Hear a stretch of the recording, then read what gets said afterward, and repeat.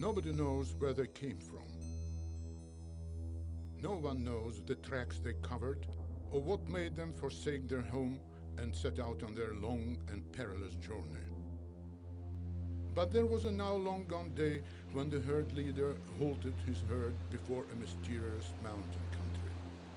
The river that impeded their way broke loose as a raging torrent set deep in a narrow and mortally cold gorge. The animals were seized with fright. Standing, they peered at the black, unfriendly rocks, reaching skyward until they became shrouded in white, swirling clouds. Waterfalls cascading from dizzying heights, falling in white threads and causing occasional patches of fine mist.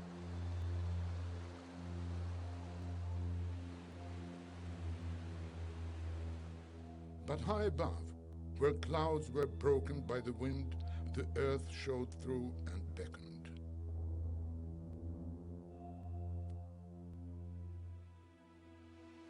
When the clouds eventually parted, the weary animals gazed onto a land of table-topped mountains, stunning in its beauty, a land full of space and freedom, and a land to which they have aspired since ancient times. The herd did not yet know that those rocks, ravines, canyons, and rivers were to become their home and last refuge following their epic journey. The rams were the first among the herd to tread the unexplored land where scenes of life and death were to be enacted against the backdrop of the magnificent landscape. They were yet to become the guardians of the land or yet to meet man.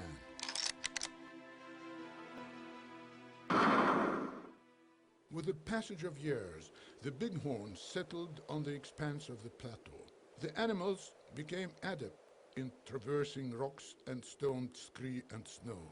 Gradually, they acquired great agility, confidence, and composure in their new surroundings. Now the bighorn can merge unseen into rocky slopes, or can stand like a stone near the creek, can rise on the edge of a plateau, and observe from the high cliff the life of his land, land of the bighorn.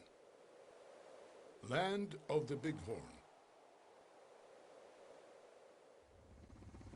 A mysterious world is concealed under the white counterpane of the Arctic. Everything is covered with bleak snow. Only the black abysses of the canyons penetrate like gigantic roots into the sparkling silent whiteness.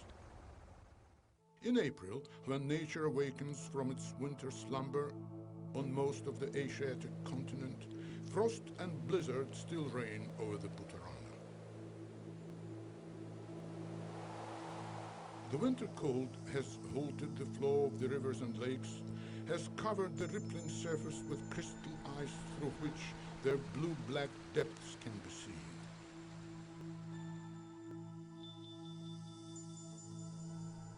The stalks of ice lianas entangle tightly the banks of the rivers, turning them into large blue blows.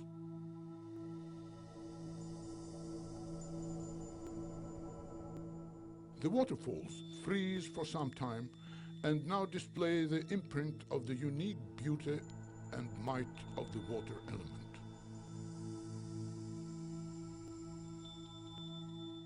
A ringing silence reigns over the plateau. Although the air is still frosty, the time is approaching when warmth will prevail over the winter cold and melt these ice castles.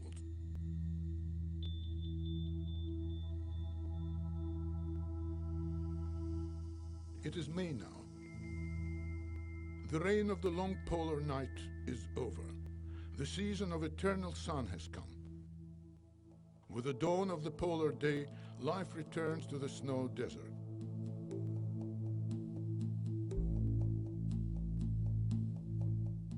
Numerous herds of reindeer blaze the spring trail over the deep snow of the plateau. Ribbons of tired and weakened animals drag themselves slowly but confidently along the invisible paths of their ancestors.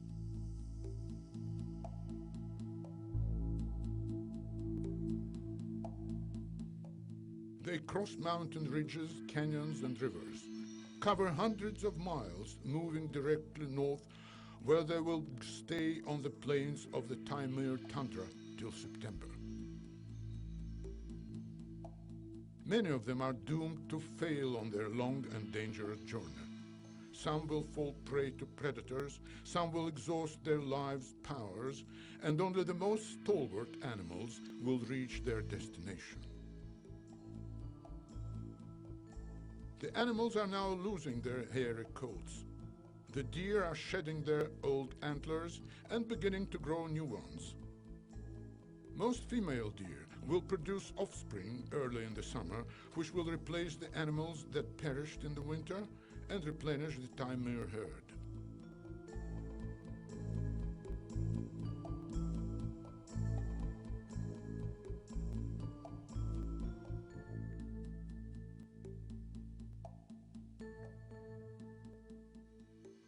Awake from its winter sleep and hoping to partake of fresh meat, a bear is following confidently in the footsteps of the deer that have just passed here. At the same time, he never forgets to mark his territory.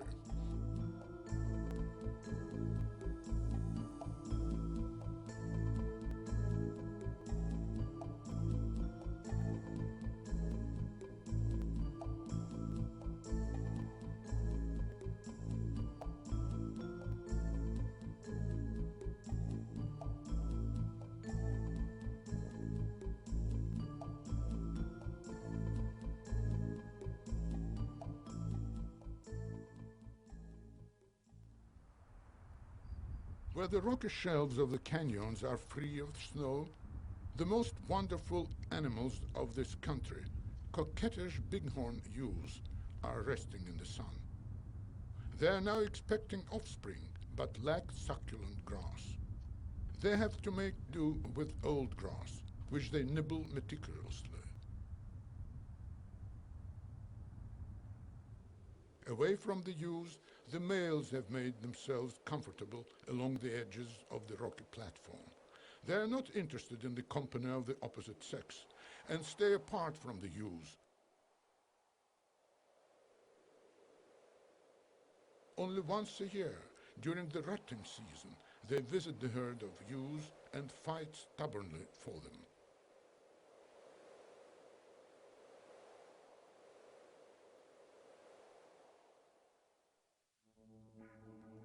The sun is high in the sky. The snow begins to submit to its heat. Long-awaited water appears in the channels of rivers exhausted by the winter thirst.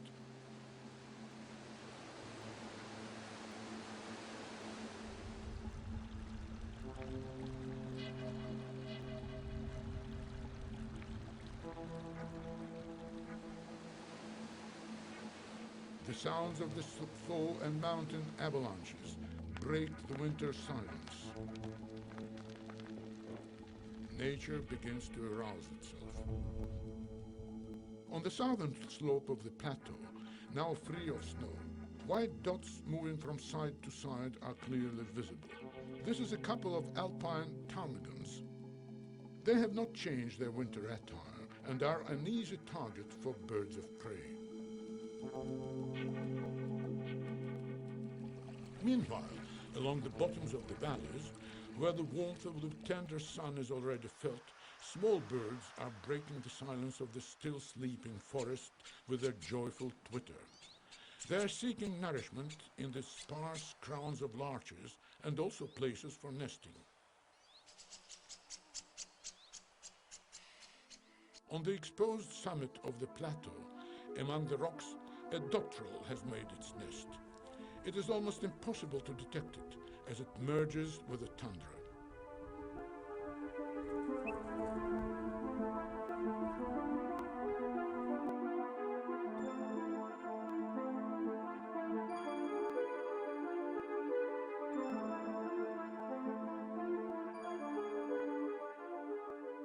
In the north, one has no time to make oneself comfortable. Here on the plateau, everything obeys the sun's movement, which shows the inexorable passage of time.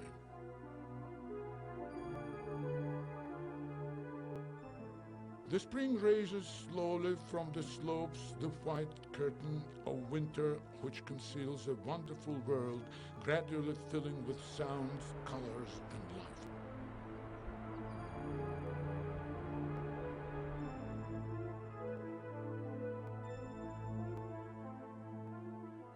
The valleys, little by little, become saturated with the light green of the larches and vivify the palette of the mountains. The air begins to fill with the tender, sweet odors of blossoming plants.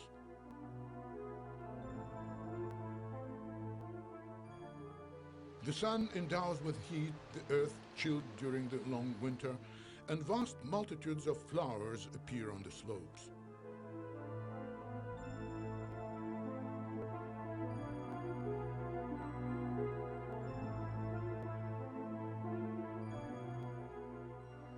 Where the green is interrupted by a collection of large boulders, a pika betrays itself with its shrill call.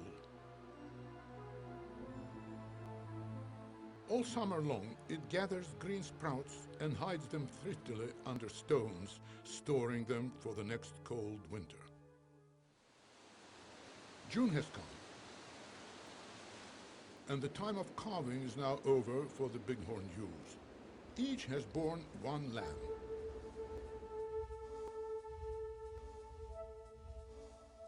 Ewes and lambs begin to congregate into groups, forming kindergartens for the infants. From the first days, the brisk and playful lambs scamper after their mothers. When the mother stops to nibble the grass, the lamb gathers into close company, momentarily forgetting its vulnerability and defenselessness, but always bearing in mind that it can at any moment partake of mother's tasty milk. Sensing danger, the ewe immediately takes her infant to a safe place in the rocks.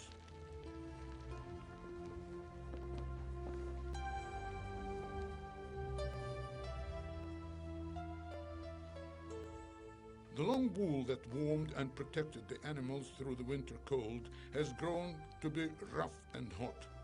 It is now time to change that. The sheep, which looked fat enough not long ago, now seem quite emaciated after their wool has been combed clear by the warm wind. But the summer is ahead, and they will soon regain their lost weight and stature on the rich pastures of the plateau.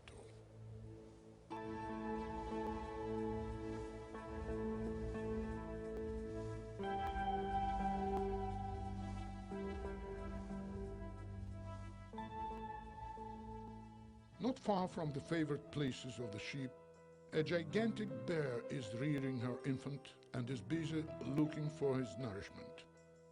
Walking on the terrace, she is gathering roots and grass, catching mice and lemmings, and at the same time is constantly watching over the safety of her infant, which is trying to obtain food at a little distance.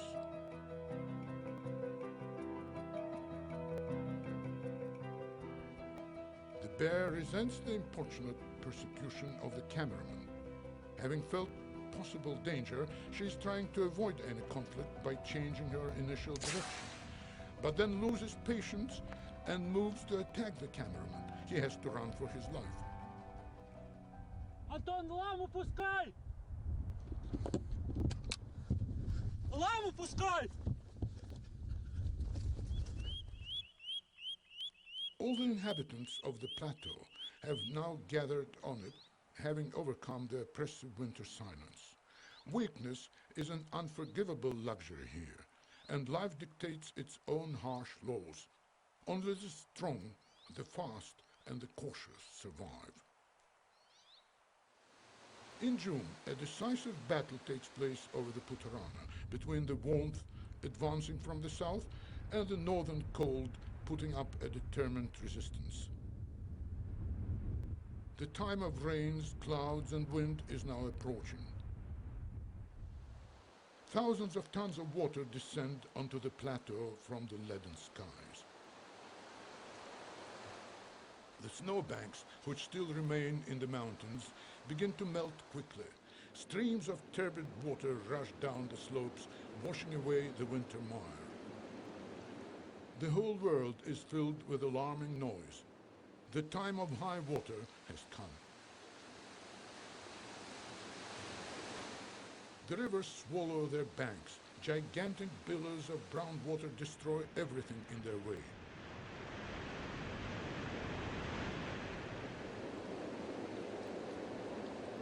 The stream is endowed with a destructive force. The river tears out age-old trees and carries them away. Woe betide anyone whom the elements take unawares. There is no rescue.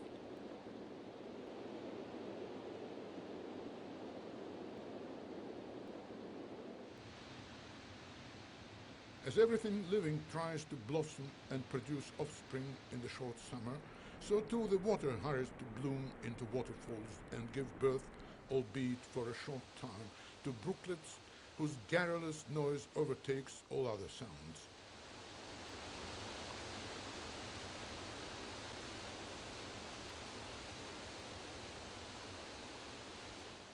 The Putarana turns for some time into a country of magnificent waterfalls. The slopes become cataracts of water which rush down over dozens of rapids and disperse in the bursts of wind into sparkles of sunny rainbows. Waterfalls on big rivers make a breathtaking spectacle. The falling water is fraught with incredible force, inspires horror and fright, but at the same time it is of its own unusual beauty.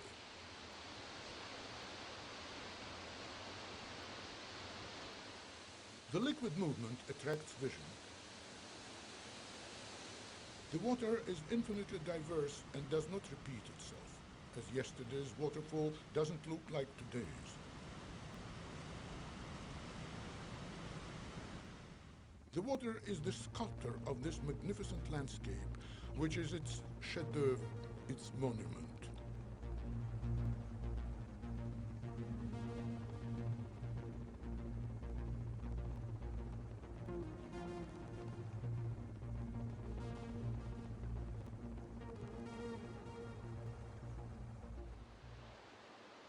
After demonstrating its fickle temper and power, nature returns to its daily routine. The rivers give up their captured territories and return willingly into their banks. The world calms down.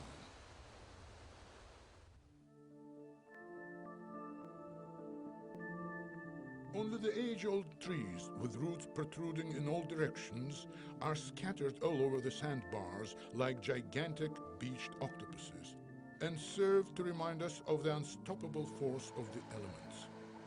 The waters become translucent, and the rivers begin to fill with life.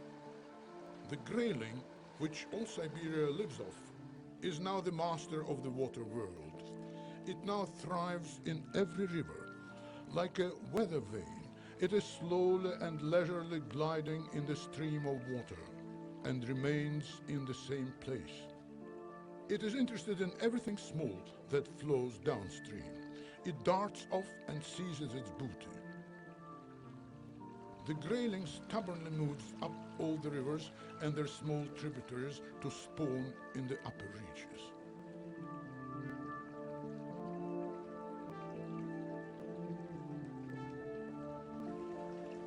The turquoise running water of the rivers, now full of beautiful life, is in striking contrast with the black water of the stagnant small lakes and bogs. Eventually, the time comes when the wind begins to carry the smell of blooming marsh tea over the mountains, and the most numerous and bloodthirsty inhabitant of the taiga awakens in the black water. Having warmed in the sun, their small larvae turn into winged monsters, and there is no escaping them, except possibly underwater. As soon as the mosquito obtains its wings, it strives to partake of sweet blood. Young animals bear the brunt of its attacks. Their sparse and thin fluffy coats do not save the nestling, and they have to endure. The bighorn sheep, find safety from these bloodsuckers in the winds that blow on the slopes of the plateau. They seek places where the blasts drive away the insects. But when the wind abates, even their luxurious coats don't help the sheep, and they suffer seriously from the mosquitoes' insatiable demands.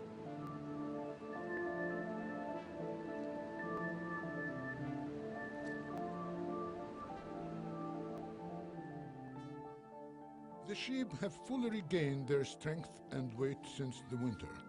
Their coats have become even and sleek with a black sheen.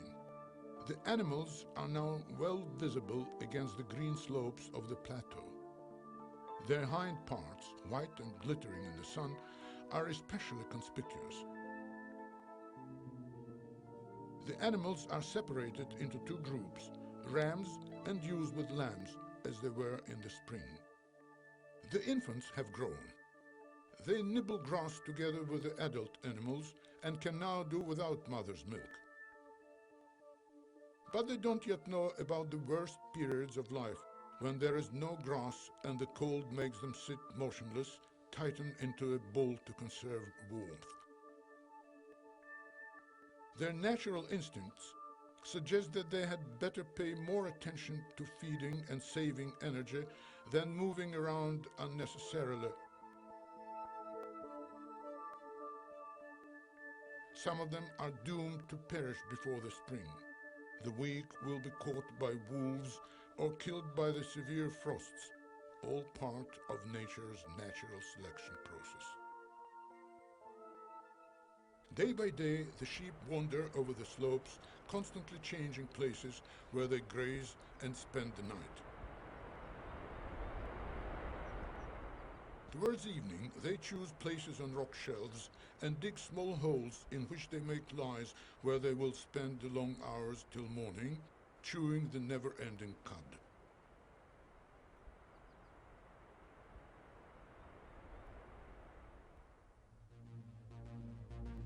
At times of need, when danger approaches, the sheep immediately run up the rocky faces where they are quickly out of harm's reach. The animals swiftly and easily maneuver over the unattainable cliffs and return to their favorite places when the danger is past. The unusual connection created by nature between the rock and the animal is amazing. Having found his home on the edge of the precipice, from where long vistas open up, the bighorn sheep has become a harmonious consummation of the rocky landscape.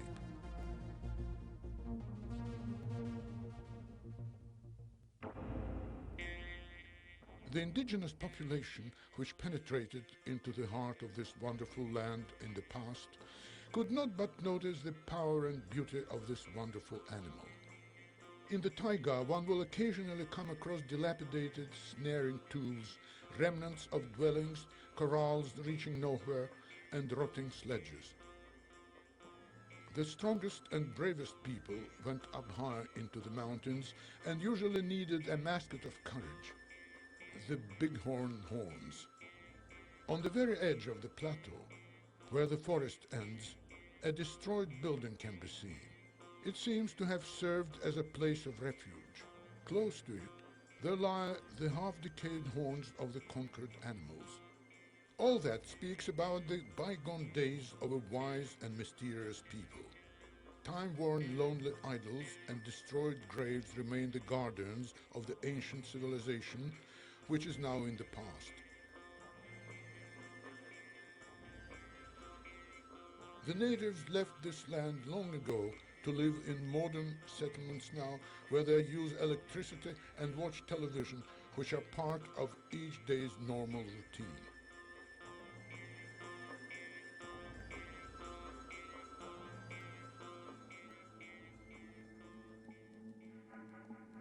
But everything happens quickly in the Arctic regions.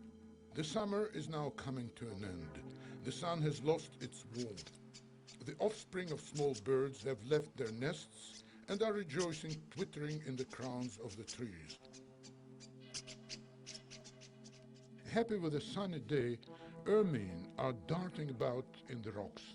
At the same time, they always remember about food.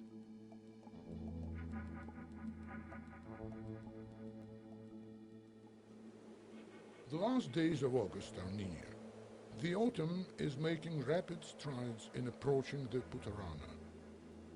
One frosty night turns the fading green colors of the taiga into bright yellow, and now there is a golden necklace lying over the taiga. Very soon strong winds will tear this autumn's attire off the larches, and the forest will again turn into a grey transparent mass.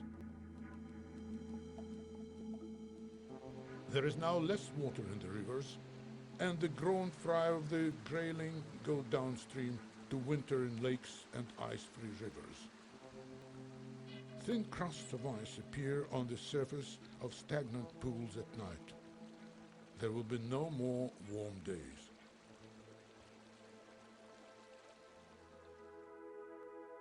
Descending like a white curtain, newly fallen snow is covering the tops of the plateau. This is a reminder of the fast approaching bleak winter, yet it is still relatively warm in the valleys. Under a canopy of larches on the forest carpet, the cowberry, briar, and currant berries are scattered like pomegranate grains.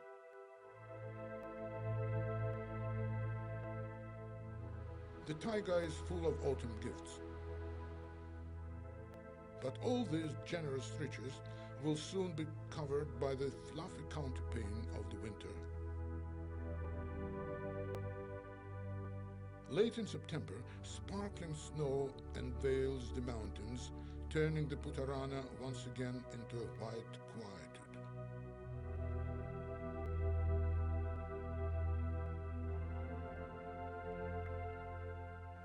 The frosts halt the hurried flow of the rivers which try to resist its onslaught.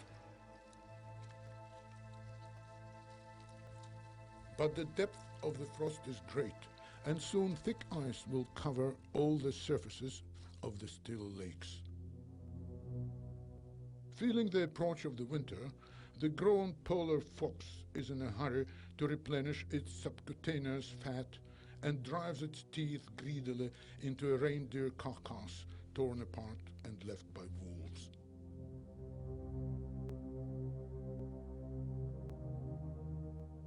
The succulent grass, touched by the first frost, has now turned yellow and isn't so tasty. It has to be extracted from under the newly fallen carpet of snow. Yet for the sheep it is a generous gift of the departing autumn. Feeling that the winter is near, they graze to acquire the last grams of body fat, which will sustain them till the spring. In November, the rams will know the strongest males that will win the right to ensure the continuation of the bighorn sheep genus. But only the cold wind now blowing through the long woolen coats of the peacefully grazing sheep will bear witness to it. Driven by the cold breath of the Arctic, fattened herds of reindeer again appear on the expanses of the plateau, heralding the approaching colds. After resting here for a few weeks, as they did in the spring, they will disappear. Strings of reindeer, replenished by the young herd, are now bound south to the Evenk region, where they will wait for the severe Taimyr winter to pass. All living things are in a hurry to leave the Putarana, escaping from the advancing frost and stormy winds. The cold returns to bind the land again and turn it into a snow desert. Even those that hibernate in the winter will fight for life during their long sleep.